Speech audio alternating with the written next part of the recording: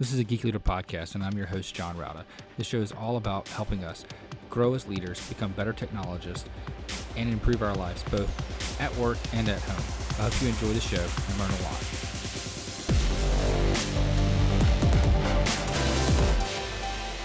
Hello, world, and welcome to a Geek Leader podcast. I'm your host, John Rauda. Today's sponsor is A2 Hosting. I've been using A2 Hosting solid state hosting solutions for our website at geekleader.com for many years now, and absolutely love their support, their service, and all the features that you get. You get access to cPanel. You get all of the things that you can imagine for a great WordPress experience, including their A2 optimized WordPress, which does extra security checks, extra lockdown. You can lock down your editor file so you can't edit anything inside there. You get alerts whenever there are file changes that are done. You can also do automatic updates, backups, and more with A2 Hosting. So highly recommend it. Go to geekleader.com/A2 to get more information and to sign up for their solid state turbocharged speed hosting today. Again, that's at geekleader.com/A2. All right, Geek Leaders, today on the show, I am honored to have Chanss Weber on the show. He's the founder and CEO of Agile Co, which is a digital marketing and a company where they will take, some of the content or maybe some of the applications and things that we put out there and put them in front of the eyeballs of millions of people to help spread the word and get businesses out there making some money and getting some traffic and some leads and things like that. And we're going to talk about a little bit of that. We're also talking about the culture and some of the leadership opportunities that Chanss has built with his team as he's, kind of grown that, and some of the things that he's working on today. With all that being said, Chanss, welcome to the show. Thank you for having me. I appreciate it. If you don't mind, just tell the audience a little bit about how you got to where you are today and what is it that you guys do at Agile Co. Yeah, sure. Absolutely. It's that's always a good quick kickoff question, right? My story is actually pretty unique, man. I went to college right out of high school like everybody else did and was all over the place with different majors and kind of just trying to find my path. Like I feel like a lot of, 18, 19, 20-year-old kids do. And eventually ended up taking a job in financial services right out of college. And I was actually one of the top producing agents in my entire branch. At that time, I lived in Chicago, Illinois, but I really hated the job. It just wasn't for me. I was doing something that I wasn't passionate about, even though the performance was there and the income was there, especially for my age. Just wasn't something that I was passionate about. So pivoted out of that role into a recruiting role. I was recruiting in financial services. And at that time, I started to get a little bit more into data and analytics and just understanding like marketing data and marketing analytics. So I started, believe it or not, kind of shifting and recruiting into that field. From there, it's weird how things in life just happen. I got introduced to an old college friend, and he was in this digital marketing world. I'm like, man, that kind of sounds cool. And I still wasn't exactly what I would call killing it in life. I wouldn't say I was unsuccessful, but I definitely hadn't reached my potential and was just trying to still kind of find my path. So I started talking to him. He offered me a job to come join his agency. And that's when the wheels just really started turning. And I actually read the first book that I ever read, believe it or not. I'm going to age myself here a little bit. I'll be 40. I'll be 40 years old in a couple of months, but this was probably 12-ish, maybe 13 years ago now. The first book that I read was SEO for Dummies. As hilarious as that is. And, now I've got clients that spend 6 figures a month on SEO with my agency. So hopefully none of them listen to this. They might not think I'm credible anymore, but no, it's funny. Things have changed, but I read that book and I decided, hey, you know what? I don't need to join this agency. I don't have a whole lot to lose at where I'm at in life right now. Financially at that point, I was probably, making, I don't know, $60,000, $70,000 at, my young 20s, which again, 13 years ago, not bad money, but I was living in the city of Chicago. And I don't know if you know much about Chicago or the cost of things in that city, but that's pretty much welfare income to live in that city. It's very, very expensive. So I'd messed up my credit. I was not in the best spot in the world. And I basically decided, you know what, I've got really nothing to lose and everything to gain. So I took the leap of faith and started my own company and grew very rapidly. And, here we are today as a full service digital marketing agency with a waiting list that's 60 days deep of clients that we're waiting to onboard and, crossing from the multiple 7 figures to 8 figures in revenue. So it's been quite a journey. There's a lot of things I would do differently. I think we all would in the entrepreneurship world, but I wouldn't take any of it back. I'm blessed to be where I'm at. And it's, like I said, it's been a heck of a road to get here, but it's a beautiful thing. Yeah. So when you go through and make that leap, it's probably easier to do it, when you have nothing to lose, kind of like where you were before Yeah. versus someone now. But how can someone leverage an agency like yours to, let's say, start their own business? Maybe, I've got a lot of listeners that they build software for, corporations today, but they always have this Sure. like idea of like, I want to build this mobile app, or I want to, do something. How can they leverage a company like yours to kind of grow that and expand that out if that's something they wanted to do? Yeah, believe it or not, I would actually say that they shouldn't leverage a company like mine. And I know that might be surprising to Oh, hear from wow. me, but when I look at startups, I hear a lot of startups that I talk to a lot of startups. I'm in several business groups, and there are folks that have startups, and they call me, and unless there's capital there, I'm usually not their best bet. Hmm. To play in the digital marketing world in today's world in 2022, it takes capital, and you have to pay to play. So unless you're venture capital backed, or you've bootstrapped your company, and you've got some funds saved up, it's tough to just jump in and make an impact without sustainability. So when I think of startups, I think one thing that's kind of happened in our society in general right now is we have these little iPhones that we use, and iPads and Androids, whatever the heck you're into, and we have information at the tip of our fingers within seconds. And we've all kind of become immune to just getting things so fast, right? We're not patient Hmm. as a society anymore because we have information at the tip of our fingers. I can't tell you how many people I've talked to that build up some type of e-com store. It doesn't matter what they're selling. Right. And they think they're going to build a platform on Shopify, go throw up some ads, and make millions in 30 days. And I promise you, if it was that easy, I'd have about 75 of those companies right now. It's just simply not. But I think that my biggest piece of advice that I have to folks that are in that startup world is we have got way too comfortable in not doing the ugly work. Mm.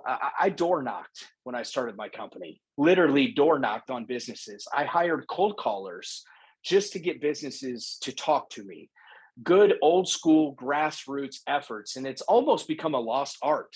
If you want to really separate yourself right now, um, believe it or not, as a digital marketer, I would say if you're in that startup phase, you shouldn't be trying to run ads. You should be trying to go back to the old school ways to differentiate yourself. That's to me the way to get off the ground. Once you get off the ground, the game changes, right? But when I look at digital marketing in the form of a startup, when we think about ads and doing content marketing and things like that, Facebook, Google, whatever it might be, to me, you have to get over a certain hump first, and then that's like gas on the fire. That's when you really take like that next big step.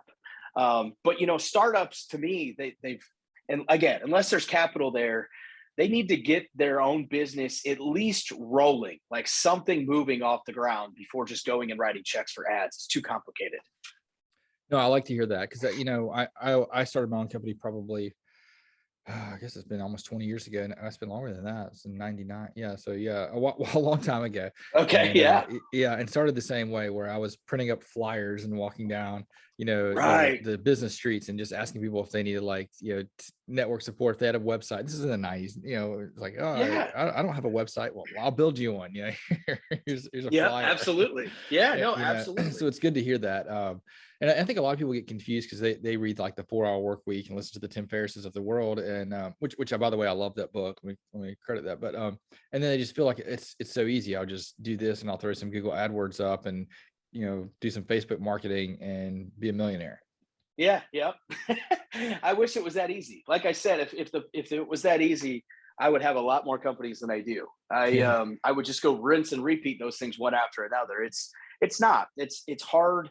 And the biggest thing, like I said, is the sustainability of the budgeting to fund those initiatives. Mm. Like that's the hardest part because it takes data, it takes time to find your rhythm and find your path. And the second you have a campaign that knocks it out of the park, the next campaign might fall flat on its face. And then you're going to have campaigns that, fall in any and everywhere in between. So it's the sustainability of that marketing investment that's key. And a lot of startups just don't have that. They need sales right now, right? Yeah. So it is when it comes to like getting that data and building that up, I assuming that's just going to take time. Is that correct, or is there other Yeah. ways to do it? Yeah, no, I mean, data takes money, right? You essentially are buying your data. And that's why when we take on a client, I'm like, hey, listen, 3 months before I even have a grasp around how this is going to go, for Hmm. better or worse. And obviously, the more you spend, the faster you get data, the faster that information is processed, the faster you can make moves in your strategy and how you're bidding on different types of ads and things like that. So obviously, a company spending $3,000 a month is very different than a company spending $300,000 a month, Right. right? So you get data way, way, way faster, which means you can adapt much quicker. But yeah, I mean that's why we say you essentially have to buy that data, and as you get that data, your strategy should become much more efficient and just effective as a whole, as far as again, efficiency, bang for the buck, value per dollar kind of type of strategy and thought process. So you hear about a lot of companies talking about like using Google AI and things like that to help manipulate that data. Is that something you guys do, or is it more like still, you got to read it, you got to get a feel for it, you've got to visualize it, you've got to look at it, or how's that all played in with AI these Yeah, days? we're definitely the latter. I mean, we're definitely not using tools like that. I mean, there's so many tools that are out there, and look, I look at them, like we've played with some of them, and even with the iOS update, there have been a Hmm. couple tools that came out that help with that data from a Facebook perspective. But there's always a new tool. I'm a little bit skeptical of them until they've been around for a year or two, Yeah. and there's actually been a lot of data processed through them to just jump in bed. Um, but it's one of those things that no, we do not, we do not actively use on like a regular basis. We most certainly have tons of softwares and tools that we use in general, but from an AI perspective, not huge in the game at this very moment. Yeah. I was thinking, I mean, I have a Tesla and self-driving has been promised for years. And quite frankly, Yeah. AI is just not that good yet. Yeah, I had an Audi, gosh, what was it?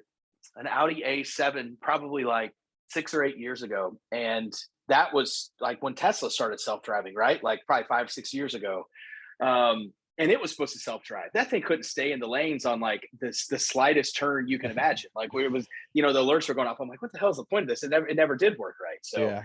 yeah, I know the Teslas are much more efficient though, much I better. mean, it does fine staying in the lanes, but like, I mean, we've had the car for over 2 years, and it was, we bought it with full self-driving, and it still doesn't have full self-driving. And Yeah. it's like, Yep.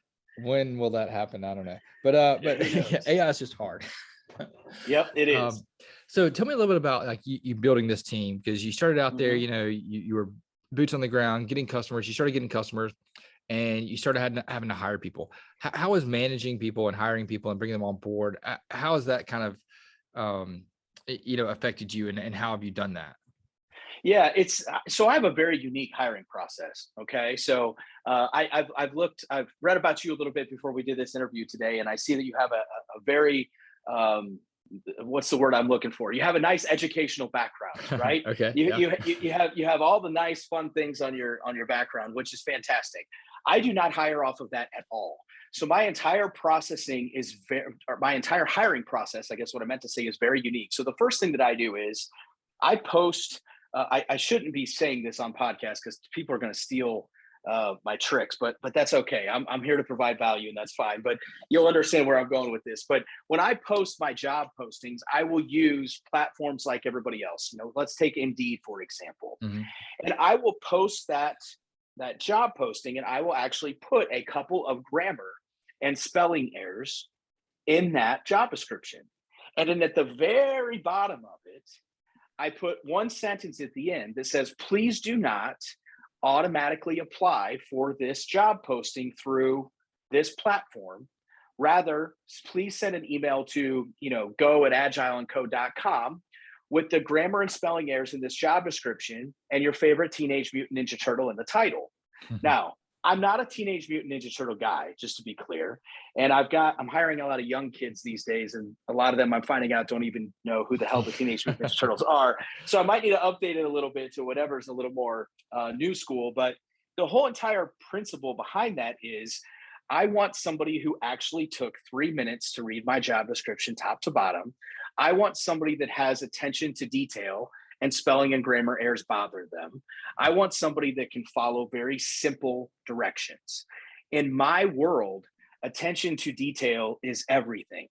If you have ads running on a weekend for a business that is not open on the weekend, and you spend tens of thousands of dollars in 2 days, we're going to have a problem, right? If you accidentally set a bid at $1,000 instead of 100, we're going to have a problem. As far as writing ad copy, you have spelling and grammar errors, you're going to have a problem. So again, attention to detail is very unique. So that is one thing that I do. Believe it or not, about 5% of applicants actually apply the right way. Wow. 95% of the people that apply to positions in my company, I will not even open their resume. I will not even look at it. Okay. And then when I do, I have to find, there has to be almost glaring pieces of it that make me not interview them to not take that next step. Mm-hmm. So of the 5% that apply correctly, I probably interview 90 to 95% of them. And then from there, my approach is very simple. Does this person have intangible skills, mainly communication skills, that I cannot teach? Because in my world, I can teach you how to run a Google Ads campaign. I can teach you how to run a Facebook ads campaign. Mm-hmm. High-level strategy comes with time. But as far as being able to communicate with people, as far as being able to fit in with the culture of my business, as far as being self-sufficient or independent, I'm hiring on these characteristics. I don't care if they have a bachelor's degree, a master's degree, a doctorate's degree. I don't care if it's from an Ivy League school or a community college. I am simply hiring people based off of people. So my interview process is very unorthodox. I'm actually in the middle of it. Like we were talking before we started recording here, I'm in the middle of it right now. And I've had several people say to me, man, this is just a breath of fresh air. Like people want to just be a normal human being and just have a normal conversation with people, right? Like nobody likes to interview, nor does anybody like to interview, the interviewee or the interviewer. None of it's fun. So just making a very, human interaction type of process has worked really, really well for me. Yeah, no, I like that concept. I know when we're hiring and we get resumes from Indeed and not to pick on them or LinkedIn or anywhere else, it's right. Like they follow that same format. They're just, I remember I got like a stack of Indeed ones, and I wanted to show our corporate recruiter these. I printed them all out, and I took them to him. I said, look, they all look the exact same, and just threw them in the trash. I'm like, I'm not going to read them if they all look the same. Like, people have got to do better. They got to do something that stands out. And I like your thing about putting that email address at the bottom. And I've seen a couple of companies that do something similar where they'll have like a LinkedIn job posting, and it'll be one of those easy applies. And then down at the very bottom, it says, please send your resume here. Don't use easy apply. Yeah. Exactly. Because to me, the easy apply is just people clicking buttons. Like you obviously didn't read it. Yep. Or you would have seen the sentence at the bottom that gave you directions, right? So to me, like you can't work for me. Like I need somebody that actually cares about this job and cares enough to spend 3 minutes to read it top to bottom. So yeah, I mean, I hate to hear that you've seen it a couple of times. I might have to get more unique with my process somehow.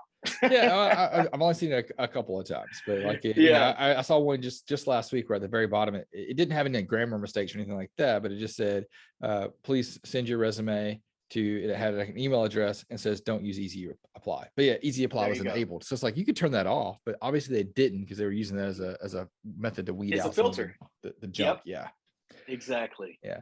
So, so when you do onboard someone and you're going through this process, what is it like? Do you have them hit the ground running, or do they go through like a training session? Is it more like a mentorship? What is that first couple of weeks, months like? Yeah, that's a great question. So again, I think we're very unique, and this is where the small business comes out in us. And as we're scaling here, I'm realizing that more and more processes have to be in place, and they're being developed as we scale, just with where I'm at right now in the company. And we do have, there is a process for every single piece of what folks do when they're onboarded, but I am just everything anti-corporate. I can't stand when people get a job and they come in and watch PowerPoint presentations for 2 weeks and then they're expected to know how to do the job. So I'm like anti anything that is normal. So I'm a big fan of not trying to fit a square peg into a round hole. So I hire based off of talent and potential. And then I try to come up with just a rough timeline of that person of when I think that they're going to be ready, and ready for whatever that might mean. If this is an account manager, ready, to actually handle accounts and be client or customer facing. If this is somebody that's handling more work in the background, giving them small projects to get their feet wet or their hands dirty, right? And then slowly scaling those up in size. And the more that they learn, the more that they touch, just like any other, common sense ramp up period, the more responsibility that you give them. So I am, I'm very lenient on timeline. I kind of have a maximum, like, hey, your training is going to take up to this much time. However, if I think you're comfortable, my leadership team thinks you're comfortable, and you think you're comfortable prior to that time, fantastic. We've done something well here. So very, very hands-on training, actually digging in, learning how to do the work, then having folks review it, giving feedback, making sure that we make the least amount of mistakes multiple times as possible, and growing from actually doing the work. A big fan of that. And that's essentially what we've done up to this point. But like I said, as we're scaling and growing now, the processes are having to become a little more definitive. So, small business life, as you scale, you have to adapt a little bit at a certain point, right? So that is something that we're doing, but I want to try to keep it as close to this, I guess, kind of unconventional training process as we can. So how do you manage these folks on a regular basis? Like, is it more of this traditional, annual PPR, or is it more of a fluid approach that you guys take? Yeah, I love that question. So just last year, we just went to a quarterly bonus structure instead of an annual bonus structure.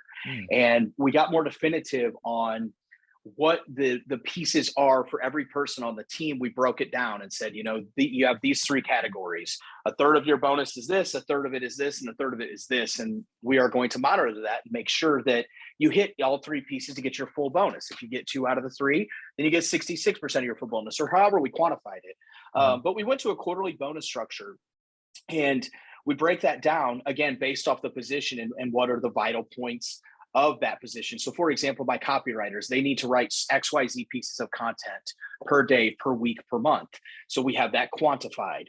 My account managers, they have to do like 1 cross sell per quarter. They have to be, time efficient. So we have time tracking on everything that they do on their desk. So how that looks, and make sure that it's, staying within the criteria that we need it to be for them to remain efficient with their compensation agreement. So we do that. But the other big thing that I do that I think is very different is I have one-on-one meetings with every single person on my team every single quarter.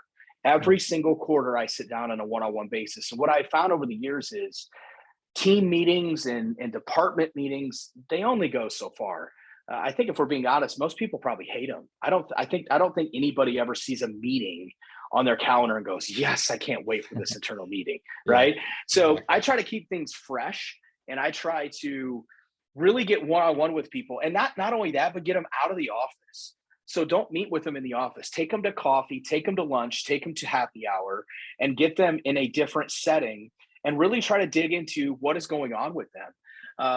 It's obviously not my business to be in the personal life of every single employee that I have, or any of them for that matter. Obviously, those things come up when you're in a leadership type of role, but understanding, what is going on in their life and how can you help them? The other big thing is really defining what drives them. And what I try to tell my people is, again, I'm anti everything that anybody ever tells you, but people say, hey, you should never say you're driven by money in an interview. Well, I personally think that's pure BS. I'm a very money-driven person. I like money. I like materials. I like my $250,000 car I drove this morning. I like my boat. I like my lake house. I like things, and I'm not wrong for that. So if you're money-driven, let's talk about that. You're money-driven. Great. I want to make sure that I'm keeping money at the forefront of that person. I have other employees that in these one-on-one meetings, I'll discover that they don't care about money. I mean, obviously they want it. We all need money. It's a resource for life, right? We need this to eat. We need this to put a roof over our head. Like, money is important to everybody, but to some of my employees, I've found they care way more about freedom. So for example, in my culture, we have unlimited paid time off. With my business, we all do go to the office. I do have an office. We all work there every day. Your standard 9 to 5, 8 to 4, 6 to 3. I don't care what people work, but I have unlimited paid time off. And, I just try to tell my people, look, do as much as you can before you leave. Make sure somebody's covering your desk when you're gone. get caught up when you get back, but I don't care how much time you take off. And I've only had one problem in, 11 years of business. I have one person who had been there for 2 months, and I think she was gone about 3.5 weeks. I'm like, yeah, I don't think it's going to work. But generally speaking, I found that people actually appreciate that more. But I've got people that they appreciate that freedom more than anything. They would rather work 40, 45 hours Monday through Thursday to take their Friday off. I don't monitor how much they work. I don't know what's going on. As long as it's in their calendar and we all know, take Friday off. So there's people that are really driven by the freedom. There's people that are really driven by not being micromanaged and not having people looking over their shoulder. So I really try to dig into every single person on my team and understand what drives them, and make sure that I'm in communication with my leadership team to make sure we're fulfilling these people as much as we can. Yeah. And again, from a scalability standpoint, if we had 1,000 people, how would you do that? I don't know. You probably have to get pretty granular in departments and things like that. But I just think it's vital to understand your people. We're all not the same, and the standard 3% bonus at the end of every year just doesn't cut it for everybody. Right. Yeah. And no, I agree with you 100%. And when I think about, like, with my team, we do regular one-on-ones. We do I do walking one-on-ones because I like to be outside and just, I love that. No, and that's good. It gets the blood flowing. It does. And it also, like, I found that when I had people come to my office to do like the one-on-ones, it was almost like they were intimidated a little bit. But if we went outside, we were kind of in a more neutral environment, and it was easier to get the negative feedback. So that's one of the things I always encourage. Like, tell me what I'm doing wrong. Tell me what I'm messing up on. What is one thing you don't like? And people hate to, like, answer that to your boss. They hate to tell your boss he's doing something wrong. Yeah. But if we get outside, we're walking around, it's a little bit different. Like, then it becomes more like we're, I don't know. I guess it gives more freedom. I don't know what else to say it. Yeah, no, it does. I think you're exactly right. I think when people think they're coming to meet with the boss and you sit down at the desk, it's like, what did I do wrong? Right. Yeah. And trying to change that dynamic of, hey, look, like, I'm here to support you and help you, like, help me help you. And I think when you genuinely mean that, it goes a long ways with people. And that's a benefit to working for a small business. Yeah, absolutely. So, how is it that you have navigated kind of this time? You talked about how your company's growing, you're expanding, that means you're hiring. And right now we're in the middle of what people are calling, like, the great resignation. And I've seen it in our department and with other areas where there's a lot of turnover. There's a lot of people, like, looking for other jobs. And right now the competition for hiring is ridiculous. Like, you'll have someone turning in a resume, you call them, you do a phone screen, and you call them back and they've already got accepted another job. It's like, it's tough. So how are you navigating that? Yeah, it's tough. I mean, look, I'm going through the same problems that everybody else is. I will say that I don't know if it's the quote unquote pandemic coming to an end, as far as how society is looking at it here over the last, whatever it's been, 2 to 3 months. But I will say, being in the middle of interviewing and hiring at this very moment right now, I will say that it has picked up a ton for me. Like, I have 10 to 12 times the resumes right now that I did a year ago trying to hire in the middle of the quote unquote pandemic. So, it's definitely picked up for me tremendously. I don't know why. I don't know if that's a coincidence, but it has. But look, I'm just a big fan of being honest with people. And I think if you're brutally honest and overly honest, then I think it goes a long way. So, for example, if I'm hiring an entry-level candidate, I remember when I started this business, that was like $30,000-$35,000, right? Like, that got you an entry-level candidate. And now it's like 60 grand. And we have to, like, have long conversations about, is the money enough for a kid just coming right out of school, and things have just changed. But I think that one thing that I do is I try to be very just open and honest and talk about building them as a person. And that truly is what I care about. To me, it's one of the most rewarding things of being a business owner is to watch, let's just say, a 22-year-old kid come out of college, take a job with me. 3 years later, they're 25. Usually at year 2 to 3, I give folks, just from a loyalty standpoint, a pretty big compensation bump percentage-wise.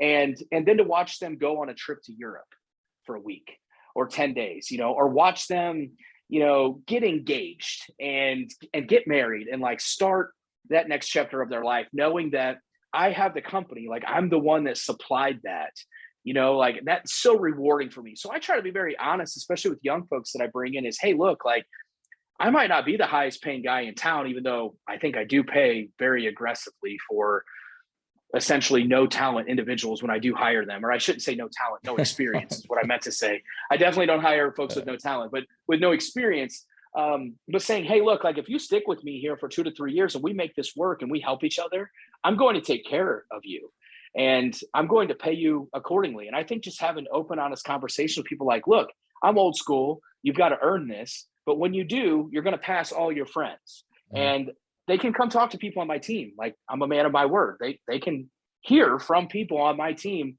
and tell them, that that's exactly what I told them. And then I followed through with it when it came down to it.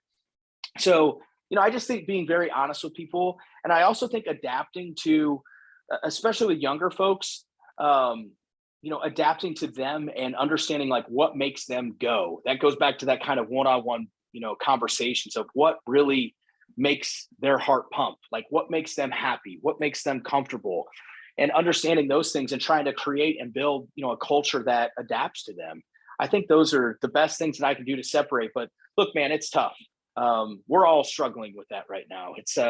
I definitely don't claim to have the magic recipe for it. That's for sure. Yeah. Hopefully with what you're saying, we are kind of pulling out of that end of end of the slump of being able to get candidates in and things like that. But with kind of this explosion of talent, if you will, that's out there, and you mentioned people coming around to college and expecting more and getting more.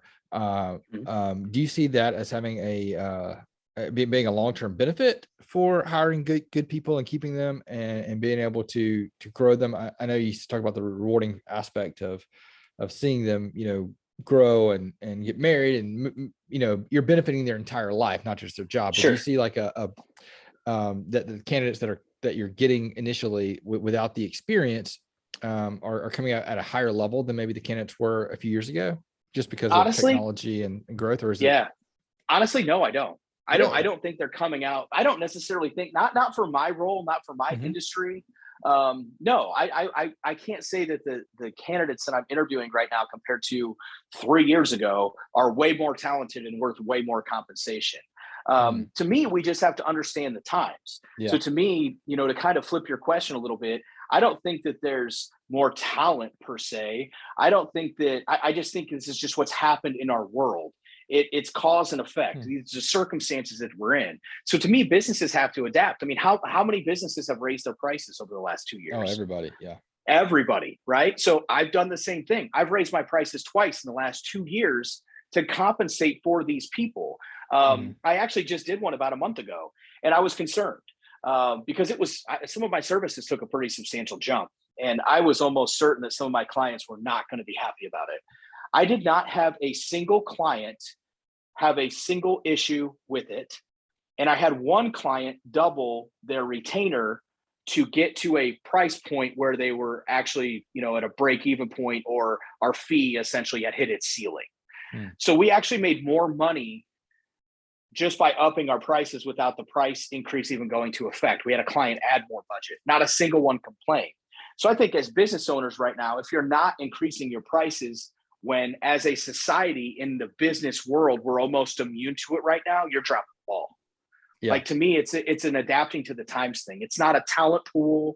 It's not a more talent or they deserve more money. I'm not really sure I buy any of that.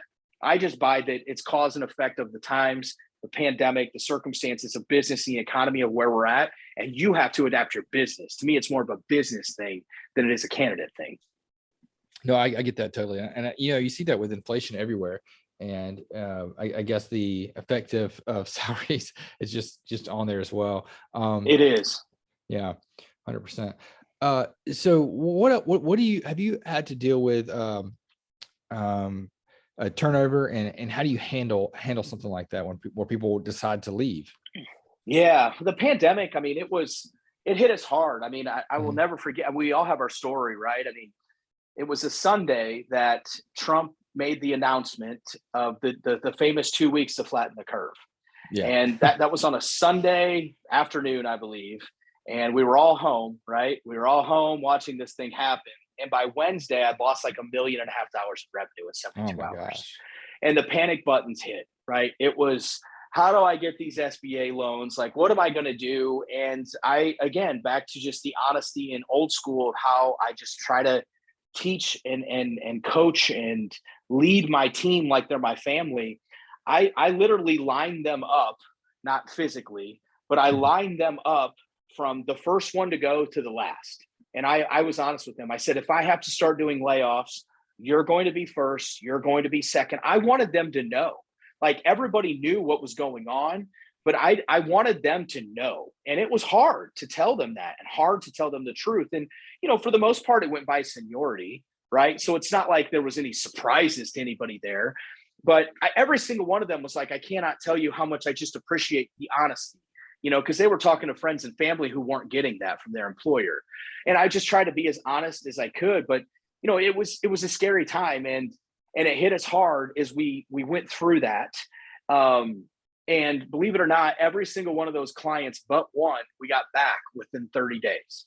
And 2020 ended up being the best year in the history of my company until last year in 2021.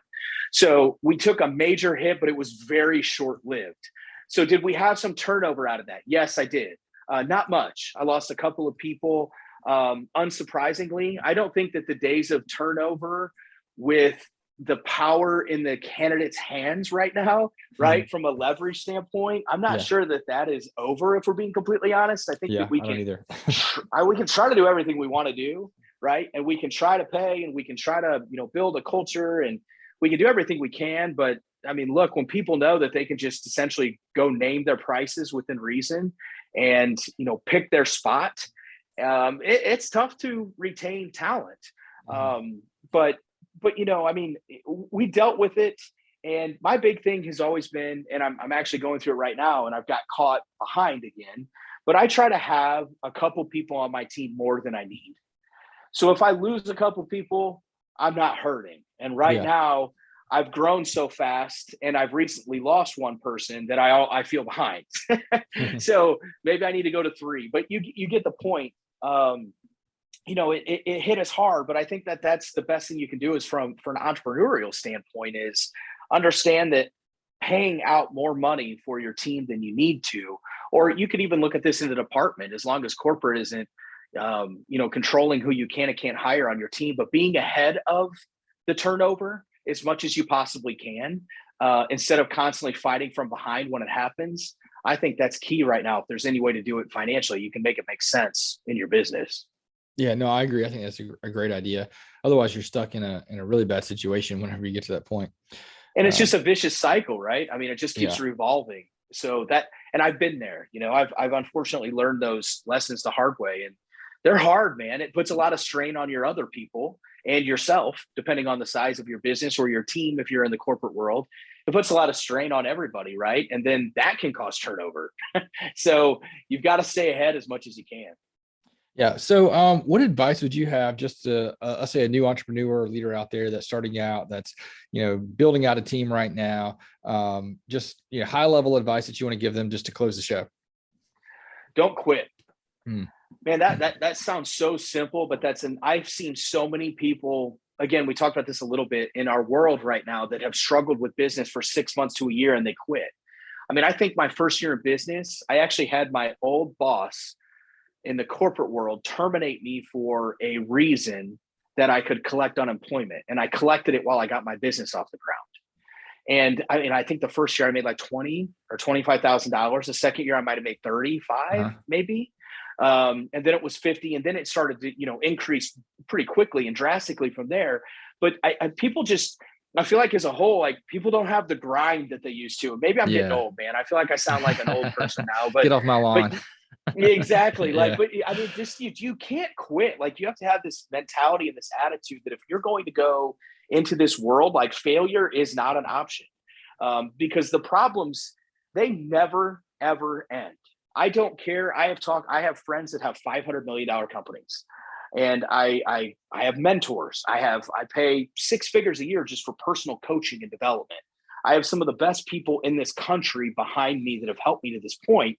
And I'm telling you, they all have problems too. The problems never stop. They just change. And the magnitude of them grows, right? But the biggest thing for people is that I would say is just don't quit. Like, we have this victim mode so easily that we go into, and we just think everything's just against us. It's just so terrible. It's so bad. It's really not. I mean, you're Yeah. going to make it. It's going to be okay, and keeping that positive attitude and just understanding like that wherever you're at in the process, it's just part of the process. Like you're going to have to go through it and it will be okay. It always is okay. You can look at every single thing, the worst times of your life, the hardest things that you've had to go through. It was always okay at some point in time afterwards. Mm-hmm. It's just a matter of when, right? Yep. I think one thing people got to remember is like the hardest time of your life is the hardest time of your life at that point. So like when I have a 4-year-old. All right. So he wanted to go to the playground yesterday and he got in trouble. So we didn't let him go to the playground and he like flipped out. That's probably like one of the worst days of his life, Yep. but he's only 4, Right. So it's going to get better. Yeah, no, 100%. I've got a 5-year-old that fell out of the swing at the park on this weekend and fractured her wrist, and she's in a splint and going to school and can't even hardly pull her pants up on her own. And now she's scared of going to school. And it's just like, what doesn't break you makes you, Yeah. I mean, what doesn't break you makes you stronger. Like all these old school cliche sayings, they're the truth. And that is the truth. And you're right. It probably was the worst day of his life. And the worst day of hers was this weekend as well. Yep. But Yep. At the end of the day, she's not even probably going to remember that she fractured her wrist 5 years from now. Yep. Like maybe, you know Exactly. what I mean? Yep. So, and you look back at some of your worst problems, even in adult life, it's just like, like, man, they were really bad at the time, but look at me now. And I made it. I'm just fine. Like it was okay. I think that that's important to just keep an eye on the finish line and understand that like you're just in a bad time in that moment, but it will change and it will get better. There's no such thing as just horror forever for really anybody. There's really not. There's always greener grass somewhere. Like it's going to happen. Yep. 100%. And, when you have bad times, like you said, just don't quit, move through it. Back in November, I tore my ACL, MCL, meniscus, fractured my femur. Like I had a really bad leg injury, and I'm still getting through that. But when you realize that, like, I should be fully recovered a year from probably January of next year. But by then, I'm going to be past it, right? I'm going to be over it. I'm going to realize that like I can get through something like that again, and I can get through other things, now that you've done it. You kind of build that resiliency that, like you talked about before, people don't have that grit. Maybe they just haven't had the opportunity yet. Maybe we've cushioned them too much. We grew up in a world of padded corners, Gives people padded corners, participation trophies. We have it all these days. I'm not cut from that thread. I can promise you that, but it's it is. And I do think it's a problem, with society as a whole, not to get too far off topic here, but I do think that's a problem. And, when you look at kids coming up in that type of environment, coming into the real world, and then it's like one thing upsets them at work and they leave and they just want to go get a new job. It's like, well, that's called life. Like this is never going to end. Right. There's going to be a problem wherever you go, but yeah, I think that just understanding that like it's going to get better is important. And it could be applicable to any piece of life, entrepreneurship, business, corporate world, having a team, tearing every damn ligament in your knee, whatever it is, right? We're all going to get through it. Yeah, exactly. All right. Well, I appreciate talking to you, Chanss, man. It's been really good. How can people connect with you, find out more about your business and things that you guys are working on? Yeah, absolutely. I mean, if anybody's interested in a digital marketing review, we don't charge anybody for anything from a review perspective. We'll always take a look at any business. I take a lot of pride in helping businesses, even like the startups that we talked about. I probably talk to a couple of those a week. And I know within 30 seconds of the phone call, they're never going to be a paying client of mine. And I still tend to spend 30 to 40 minutes with them, just helping them and giving them guidance on what I would do just from a marketer's mind. And maybe my advice is terrible. Maybe it's amazing. I don't know, but I sure try. I give them everything I can. But yeah, if anybody's, ever interested in looking at or having a review done on anything from a digital marketing perspective, Google ads, Facebook ads, all that fun stuff, easiest way to get a hold of us is just go to agileco.com and fill out a consultation and we'll follow up with you. Either myself or somebody on my team will follow up, and happy to have a conversation, see if I can help in any way. All right. Well, thanks so much. I really appreciate having you on. Awesome. Thank you. If you enjoyed that episode, please leave a rating and review in Apple Podcasts. I'd greatly appreciate that. And also don't forget to check out merch. We have some t-shirts that I've designed that are on at geekleader.com. You can click on the merchandise section there and check that out. And also don't forget about the books from our guests. So if you like this guest and other guests that have written books, please go ahead and check that out at geekleader.com. I would greatly appreciate it, and I'm sure they would too.